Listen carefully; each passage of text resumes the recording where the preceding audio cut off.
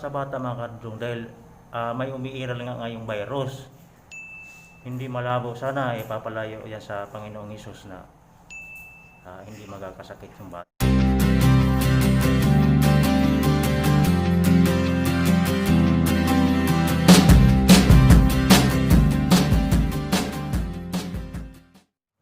Hi, good morning mga kadudong, mga kadidang. Pala mga kadudong, unang-una sa lahat ay napapasalamat ako sa mga nag-subscribe sa aking channel. At sa mga viewers ko, maraming salamat. At mga dudong, ay ako isang mahirap lang. At bahagi na rin to ng aking buhay mga kadudong, dahil ako ay malapit sa mga katulad ko rin mahirap. Kaya ang ibabahagi ko sa inyo ngayong mga video ay mayroon na naman tayong kausapin na namumuhay lang din dito sa kalsada katulad ko na isang tricycle driver. At yun naman ang ibabahagi ko sa inyong video mga kadudong. Yan pala si Jonathan pala, kung maalala nyo yung vlog ko nung mga nakarang araw mga kadudong, ay lumipat pala ng pisto si Jonathan. Kaya pala di ko na siya nakikita doon ng ilang araw na dumadaan ako doon. Ang nakikita ko lang doon madalas sila si Erwin at saka si Ross. Yun pala, lumilipat pala si Jonathan ng pisto. Yan, si Jonathan mga kadudong. Hi Jonathan, good morning sa'yo.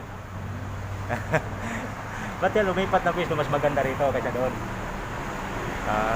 Ayun mga kadudong, mas maganda kasi dito, nasa ilalim din siya ng puno. Yan o. Ito yung pisto niya, yung mga gamit niya mga kadudong. Yan, ilalim siya ng puno. Sa gilid lang din siya ng gilid siya ng kalsada. Gilid, tabi siya ng isang building. May building dito. Parang anong building to dito? Philippines Korean Church. Ibig sabihin dito siya ngayon lumipat sa may yung Philippines Korean Church. Ibig sabihin simbahan ng mga Koreano mga kadudong. Dito sila pansamantala na mananatili, lalong-lalo na pagdating ng gabi, lalong-lalo na pag umuulan. Yan. Bukod kay Jonathan, mayroon din siyang ibang kasama pa rito mga kadudong. Madilim ng kunti tan. Yan. Yan si Jonathan mga kadudong. Yan. Kung maalala mo yung vlog ko, yan, wala pa talagang tumawag at nais ko lang silang ibabahagi dahil malapit talaga yung loob ko sa mga katulad ko ring mahihirap. Isang kahig, isang tuka mga kadudong. Kaya ako isang tricycle driver lang din. Kung hindi ako bibiyay, wala rin akong kakainin. Kaya yun ang ibabahagi ko sa inyong video mga kadudong. Kung sino man ang gustong tumulong, paki-share na lang para makakarating sa mga kinaukulan, para naman sila ay matutulungan din. Okay, bukod kay Jonathan, mayroon pa silang may mga kasama sila ditong iba mga kadudong. Ayun din ang ibabahagi ko sa inyo. At saka may mga bata rin. Right? Okay, puntahan muna natin mga kadudong.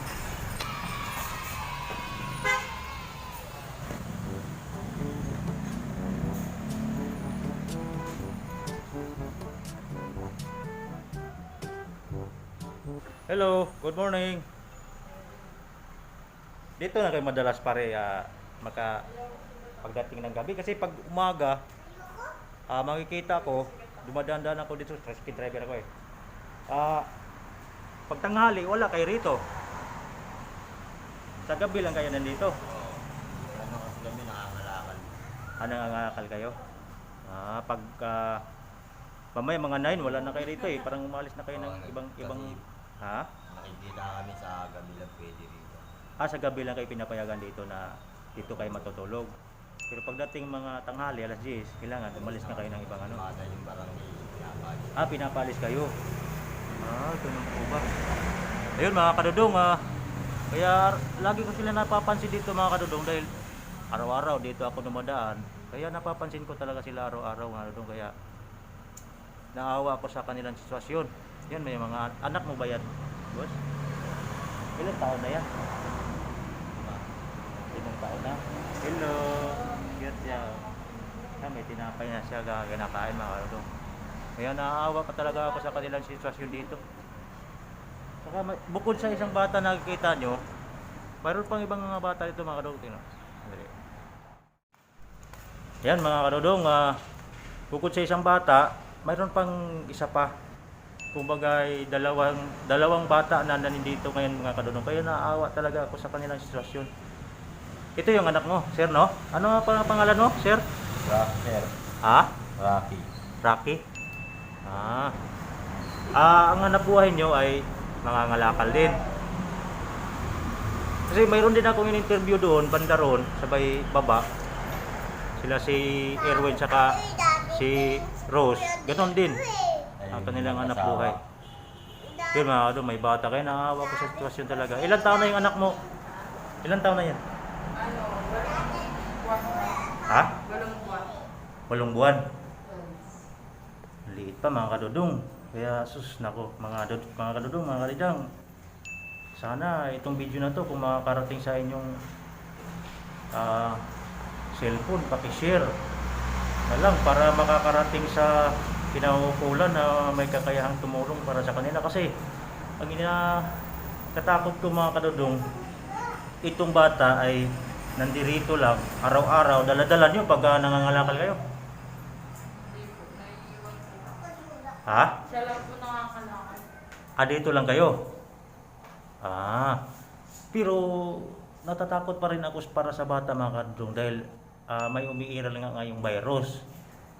Hindi malabo, sana ipapalayo yan sa Panginoong Hesus na hindi magkakasakit yung bata dahil ang bata talaga ay mahina pang resistensya. Tapos dito lang siya parati sa labas, di ba? Kaya sana mga kadudong, kung mapanood nitong video na to, sana ma-share nyo para makakarating naman kay Rapi Tulfo. Sigurado, pag nakakarating to kay Rapi Tulfo, sigurado talagang tutulungan sila. Kung makakarating to kay Tulfo. Iyan yung asawa mo? Si ano? Sinong pangalan niya? Ha? Ha? Bernard. Okay, ikaw naman, Day. Ani. Ha? Jenny. Ilan taon ka na? 21. 21. Ikaw naman, Bernard. 22. Isang taon lang pagitan nyo. Okay. Ito palang anak nyo, isa. 8 buwan pa yan mga kadudong. Kaya naawa nga ako sa kanila dito kasi buti pumayag din yung ano dito na sa Koreano na dito kayo matutulog pag tuwing gabi, no? Hindi nga po napipilitan lang namin sarili namin dito kasi wala talagang safety na ano eh. May bubong, gaya niyan. Ibig sabihin nagpumilit na lang kayo talaga na dito kayo matutulog, pero ang ibig sabihin talaga hindi sila pumapayag. Oo, yun. Maaari din talaga kayong paalisin dito, no? Paalisin pa rin kami dito. Kaya inaaktuan lang namin na gabi, ganun, natutulog kami dito. So pag umaga, aalis ulit kami. Ganun mga kadudong, ina mo, nakakaawa talaga. Ibig sabihin wala talaga kayong permis lugar na maaaring nandun kayo madalas, palagi, ganun. Mga kadudong, nakakaawa talaga. Mayroon na bang mga, bukod sa akin na kinakausap kayo, bukod sa akin, mayroon na bang lumapit sa inyo mga katulad ko rin, nagbablog? Wala pa. Yung mga kadudong, hindi talaga sila napapansin. Yun nga, tinatanong ko sila kung mayroon na bang kinausap sa kanila, kumausap, katulad ko rin, nagbablog. Wala pa raw, ako pa yung lumapit sa kanila kasi sa akin kasi mga kadudong, magaan yung loob ko sa mga katulad ko rin na mahirap mga kadudong. Kaya yun, hindi ako mahihiya, hindi ako matakot na lumapit sa kanila dahil hirap lang din mga kadudong. Kaya kung sino man ang makapanood na itong video na to, i-share, no? I-share, pag-i-share lang mga kadudong dahil yun lang talaga ang may tutulong din natin para sa kanila na may i-share para yung pag i-share natin, makakarating siya sa mga kinaukulan na mayroong kakayahang tumulong para sa kanila. Kasi ako rin, wala rin naman talaga. Mayroon akong kunting sapat lang din para sa aking sarili. Kaya po mahirap lang din, tricycle rider lang ako. Kaya sana sa pamamagitan nitong video na to na makakarating sa inyo, nakikiusap ako sa inyo na i-share ninyo para makakarating sa kinauukulan para naman sila matulungan sa kanilang mga kahilingan. Bukod doon, ano ba yung mga kahilingan nyo abang i-share natin kay babahagi natin sa ating mga kababayan? Anong kahilingan nyo? Ano pa pangalan mo? Ning? Ha? Jenny po. Jenny? Jen, ikaw na yung may anak ka, maliit. Siguro naman, hindi naman siguro gustuhan mong ganito ang mangyayari sa takbo ng iyong buhay, di ba?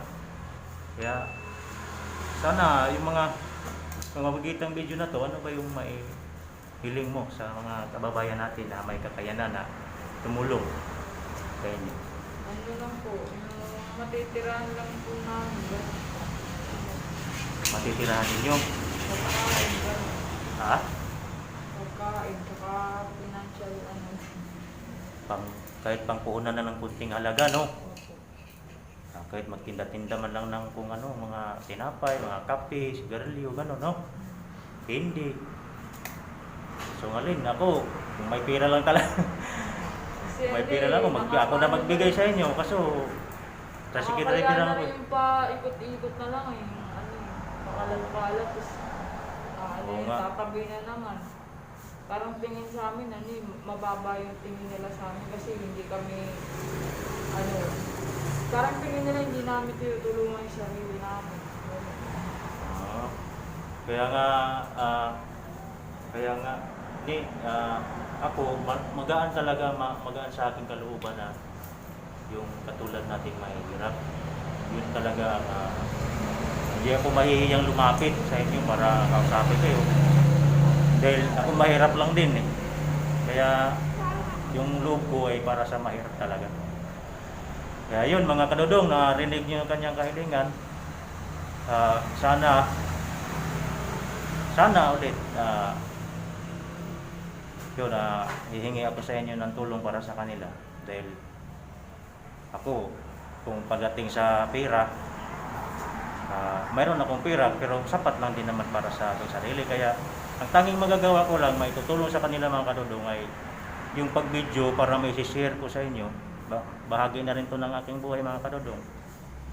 At i-share nyo na rin para makarating sa kinauukulan na may kakayanan sila tulungan. Yun lang talaga ang aking kayang may tulong para sa kanila. Yun din ang kaya nating itulong para sa kanila. Kasi may batang maliit, hindi malayo mga kadudong na itong bata na to, sana hindi mangyayari na magkakaroon ng sakit dahil sa kanilang sitwasyon mga kadudong, hirap na. Katulugan pa lang, hirap na. Lalo na kung magkakasakit ng anak nila. Di ba mga kadudong?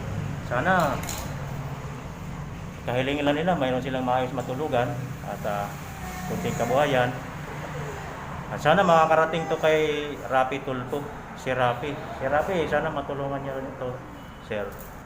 Nakikita niyo yung kanilang sitwasyon. Dito lang sila sa may building ng Korean Church. Dito sa may Malakas Street, Barangay Central, Quezon City. Sa may number 104 to, no?